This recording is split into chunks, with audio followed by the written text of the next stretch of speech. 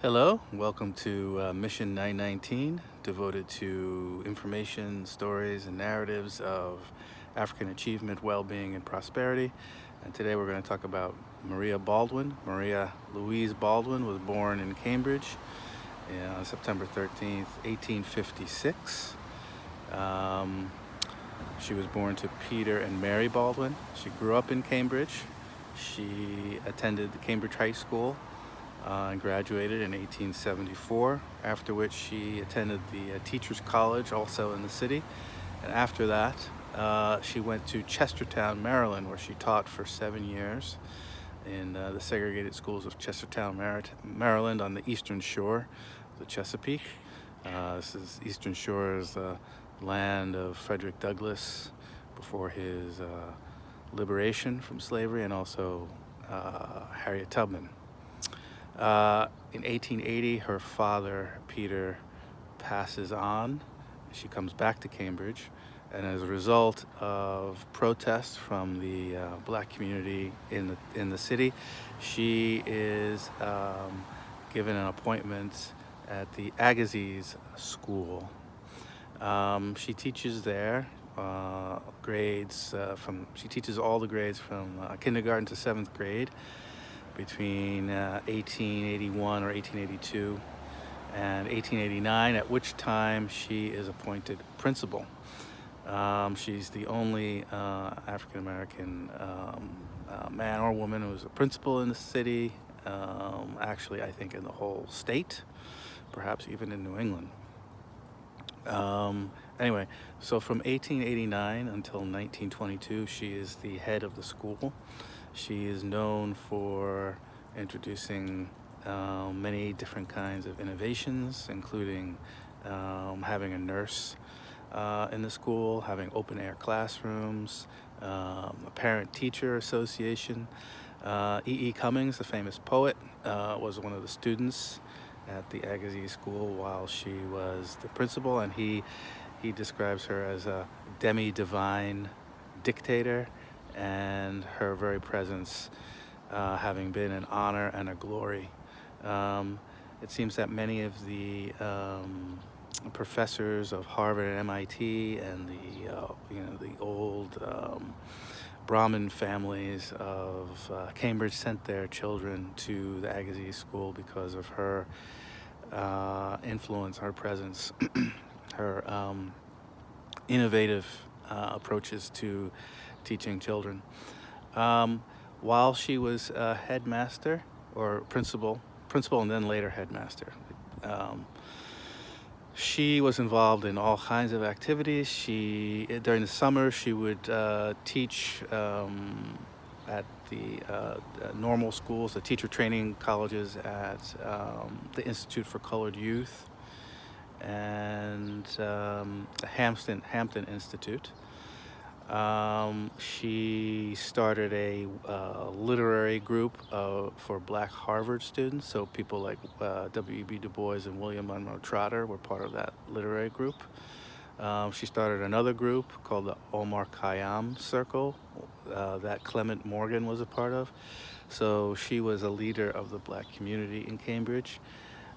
She was part of many different organizations, both majority white and African American. She was part of a group called the 20th Century Club, the Ethical Society, I think. She also was a leader outside of Cambridge. She was part of the Niagara movement, and then she was one of the founders of the NAACP. She was also involved with the Robert Gould Shaw Settlement House in Boston, South Boston, and she was also part of a group called the I'm forgetting exactly what it was called, something the Soldiers Comfort Society or something like that, that was formed by black women to aid black soldiers who were stationed at nearby Fort Devens during the First World War. And after that after the war was over, it changed its name to the Women's League of Community Service. And she became the first president of that organization in 1920.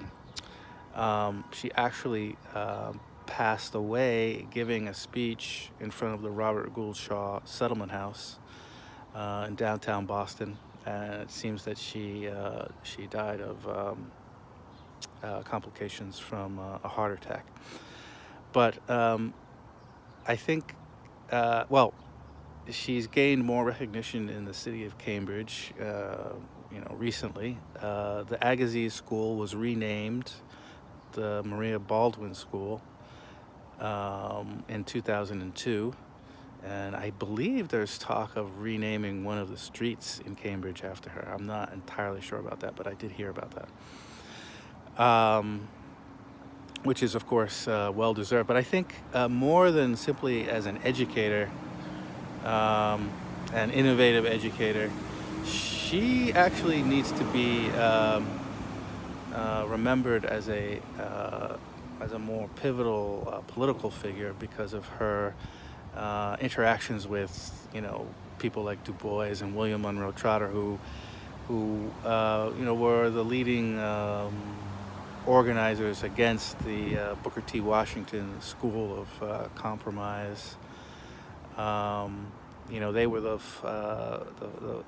leading lights favoring a protest to defend the political rights won during the Civil War, and also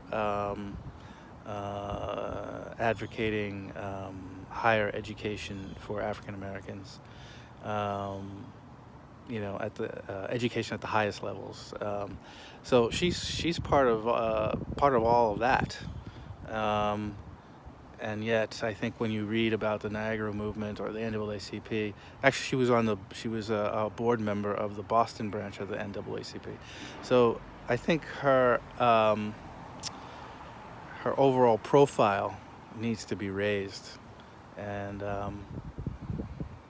she's interesting too because she's older than a lot of these people. She's 12 years older than DuBois. She's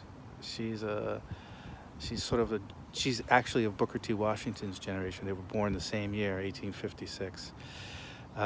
So in the last waning years of slavery, just a few years before the Civil War, she graduates during Reconstruction. And then her career actually spans both the attacks, the vicious attacks on the political and civil human rights of the freed people, and then also the beginning, the reorganization of protest represented by the Niagara movement, the NAACP, and the UNIA. So she spans all of that. And so she's well worth knowing about and actually studying. So in the name of the ancestors, in the name of the unborn, Ashe, Ashe, Ashe, and we'll see you soon.